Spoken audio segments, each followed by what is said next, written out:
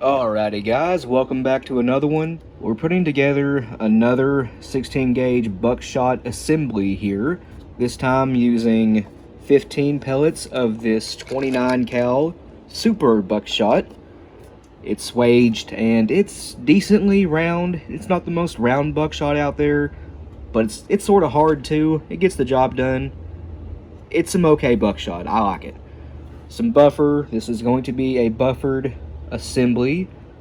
Total payload weight on this is 1.3 ounces. Without the buffer, it's 1.25 ounces exactly of just the lead. This is the stuff we're using today. A Shaddai haul, and by the way, number of the day is 24. Obturator 16 gas seal, a 1/4 inch waxed hard card that I tore in half from a 1/2 inch waxed hard card. And yes, this was in a different haul before, but I broke that back down because we didn't need it anymore, and it's going in this one now.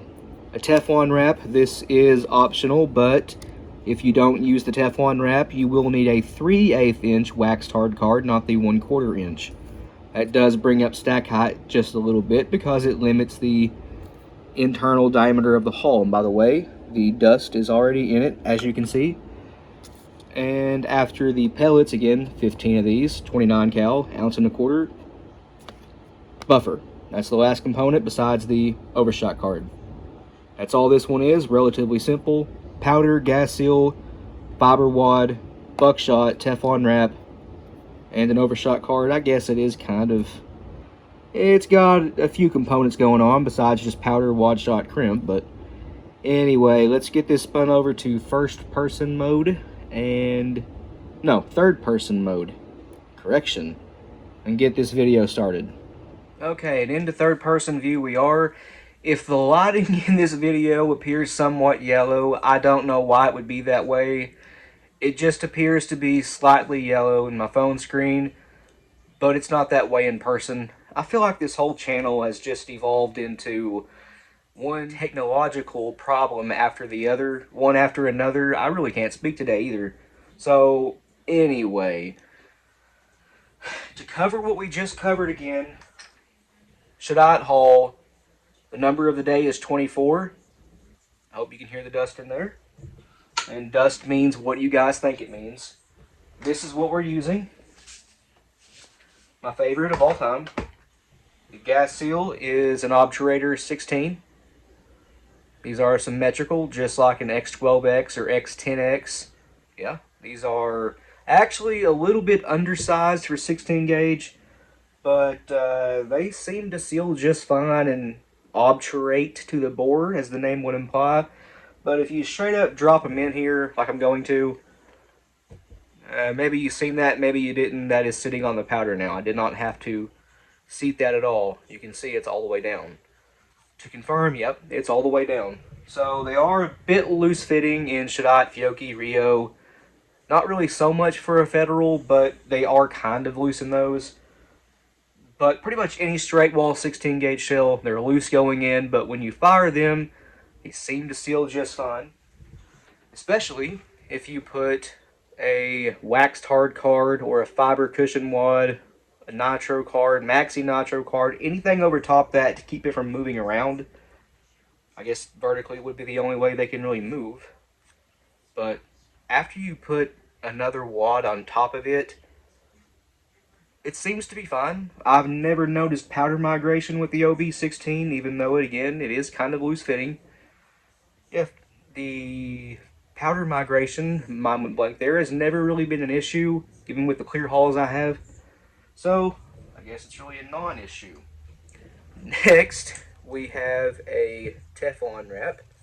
These are a lot more heavy duty than a Mylar wrap. These will offer a lot more barrel protection than just a Mylar wrap, especially the thinner Mylar wraps that BPI has now. They did have thicker Mylar, at least a couple years ago. They don't have it anymore. They just have the My Thin and My Slim Mylar, which are both pretty thin. They had thicker options for their Mylar, but now it's just the thinner ones. You can get thicker from Amazon, eBay. Overhead projector sheets are Mylar. You can cut those to any size you need, and you can get multiple different thicknesses. The Teflon wrap is still a bit tougher, I think. But you can see where it comes up about right here where my thumbnail is. That is about where you want your stack height to be. So obviously I'm using a lead load all back here. I have a Rabasator 416 gauge right here. That is a Guyp Rabasator. What that's going to do, in case you guys have never seen it, is allow for a factory top crimp. It's going to be a lot deeper set than what the Lego doll can do by itself. It's going to make this shell look like it was, again, done by a factory. It's going to professionalize it. But now that our Teflon wrap is in, again, you don't need the Teflon wrap at all. This is just lead shot. But it's going to reduce the internal diameter of the hull just a little bit. And these are going to stack by 3s no matter what, whether you don't have the Teflon wrap or not. But they'll try to stack by 4s without it, and that will decrease your stack height. The the Teflon wrap in there will also act sort of like a shot cup, and it will tighten your patterns up, especially at longer ranges, and especially if you use buffer. So we are pretty much ready for buffer now. The top row of pellets is exactly flush with the Teflon wrap. I think you guys can see it there. But let's toss in some buffer. As it sits right now, that is 1.249 ounces of just lead. Spot on, 1.25 ounces.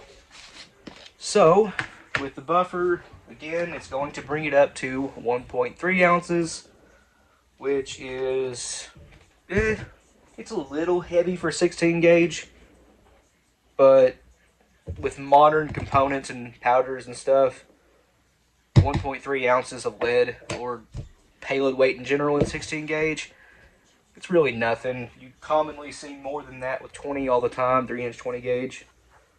So, let's vibrate this down. I seem to have lost, there it is, vibrating massager.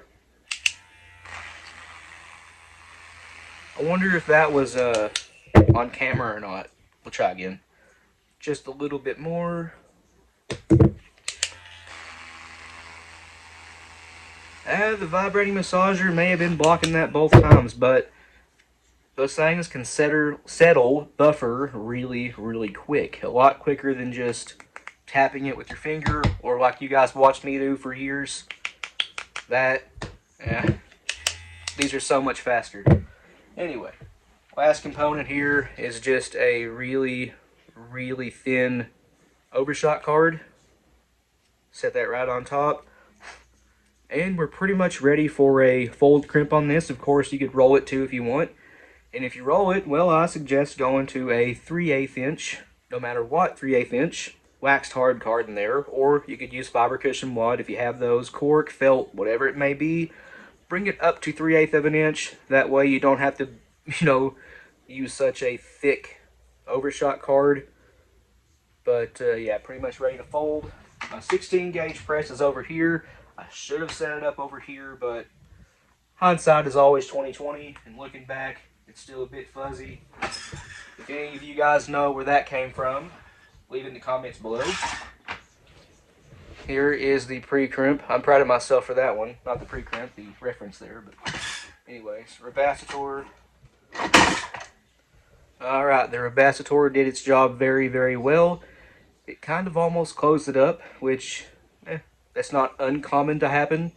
Let's actually take that a little bit more and try to, well, finish closing it, I guess. But you can see, once we final crimp that, it's going to look really, really nice.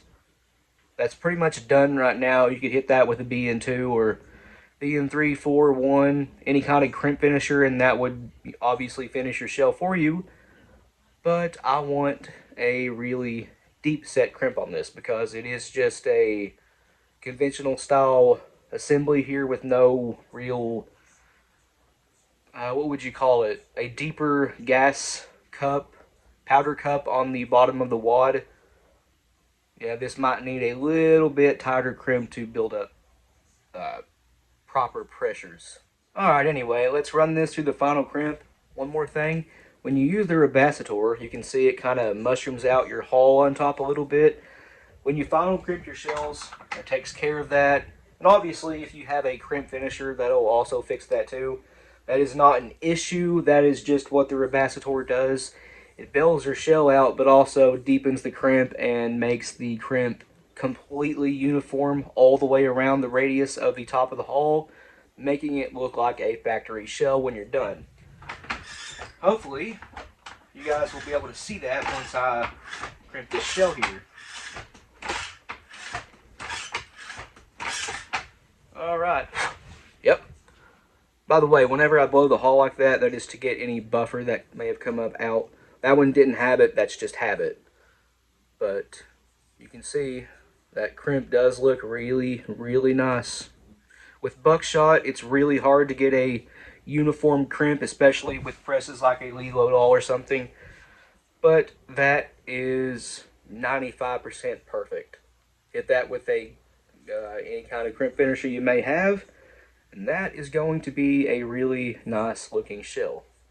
Alright, here's the end result. I actually have a couple of them done up here because we might end up testing these at the range. Now, speaking of that, I'm not sure when this video is going to come out, but I'm filming it January 5th at 6 in the morning. So the next 3 weeks here in Kentucky are supposed to be really, really cold weather, below 10 degrees Fahrenheit. So we may not be filming much at all for the next 3 weeks, but luckily we have some range content already stored. Not really stored, but you know what I mean. In case of emergencies. But these crimps right here look really, really nice. They are about perfect. That one's a little dirty. I don't know why. The one on the right here. I just put that together. Maybe it's just grease off the roll crimp tool. But you can see they aren't really bulged out. You can see them pellets right through the Teflon wrap. They look bulged. You can feel them ever so slightly, but they are not bulging the plastic out, maybe just a couple thousandth. It looks worse than it is. That's because the Teflon wrap in there is white, and this is a somewhat blue translucent hull. But there it is. 15 pellets of 29 cal, number 1 buck. 1.3 ounces of total payload weight here, although it's 1.25 ounces of just lead, and these should be moving about 1200 FPS out of a 28-inch barrel. So, certainly no slouch there at all. Good deer shell within 40 yards. I'd feel very, very confident with these. We done know these pattern well. We've shot them before off camera, and on camera, I believe, actually, but never really talked about them. But yeah, this is a really nice 16 gauge Buckshot assembly here. Just a good old classic style shell, I don't know. If anyone's worried about 29 cal being too small for a deer, well, factory number 1 Buckshot is often 275 to 285 diameter. This is actually bigger than factory number 1 buck. This is 29 caliber. And again, factory number 1 buck is usually between 27.5 and 28.5. Caliber, yeah, they are using basically what would be number 2.5 buck and calling it number 1, even though it's not. So this is certainly deer capable. If 275 cal pellets will get the job done at 40 yards, this definitely will, because it is bigger. Just wanted to throw that out there for anyone who may be thinking 29 cal is too small for a deer. It's not. But anyway, guys, I think I'm going to end this video here and move on to another one. So, if you have any suggestions of what you want to see us put together here, let me know, and we'll try to make it happen. We have bismuth, TSS, steel, lead, Buckshot. But yeah, anyway, please like and subscribe. We always appreciate that. If you have any questions or comments, leave them down in the comment section below, and we'll get back to you. And if you want to, go check out our Patreon. It's as low as $1 a month, and you guys get early access to content. A link to that, as well as a link to our Instagram, Rumble, and merch store, will also be in the description below. But other than that, you guys take it easy, and we'll see you in the next one.